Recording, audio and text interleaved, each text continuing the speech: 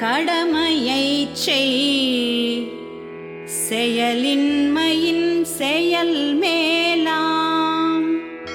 இல்லையேல் உனது உடலை பராமரித்தலும் ஆகாது.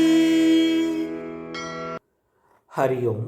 இந்த பாடலில் உனக்கான கடமையை செய், நியதம் குரு கர்மத்துவம், உனக்கு என்று நியமிக்கப்பட்ட கடமையை செய் என்கின்றார். ஆம், என்னுடைய கடமையை நான் செய்ய வேண்டும். அதை அரைகுறை மனத்தோடு செய்யக்கூடாது, முழு மனதோடு தான் செய்ய வேண்டும். அப்பொழுதுதான் நாம் செயலின் மூலமாக செயலற்ற நிலையை அடைய முடியும்.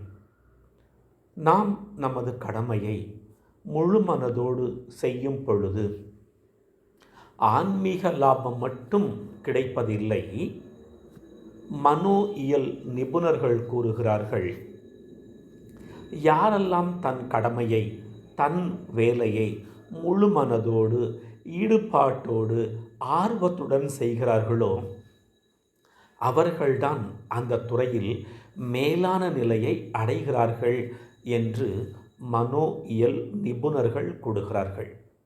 ஆக நாம் நமது கடமையை ஏனோ தானோ என்றோ, வந்தா வரட்டும் போனா போகட்டும் என்கின்ற ஒரு கீழான மனோபாவத்தோடு செய்யாமல் முழு மனதோடு நிறைவான மனதோடு நாம் செய்யும் பொழுது நமக்கு 2 விதமான பலன் கிட்டுகிறது. ஒன்று உலகியல் பலன், மற்றொன்று ஆன்மீக பலன். ஒருவேளை நான் எனது கடமையை சரிவர செய்யாமல் ஏமாற்றிக்கொண்டு அதிலிருந்து தப்பித்து கொள்வதற்கான வழியை தேடிக்கொண்டு அதன் பாதையில் என் வாழ்க்கை பயணித்தால் என் உடலை பராமரிப்பது கூட எனக்கு பாரமாகிவிடும். ஆம், நம் சமுதாயத்தில் இப்படிப்பட்ட மனிதர்களும் இருக்கத்தான் செய்கிறார்கள். தான் வசிக்கும் அறையை தூய்மையாக வைத்துக் கொள்வதில்லை, தனக்கு என்று கொடுக்கப்பட்ட கடமையையும் சரிவர செய்வதில்லை. இவர்கள் நோய்வாய்ப்பட்டு தேகத்தாலும் மனத்தாலும் கஷ்டத்தை, துன்பத்தை தான் அனுபவிப்பார்கள்.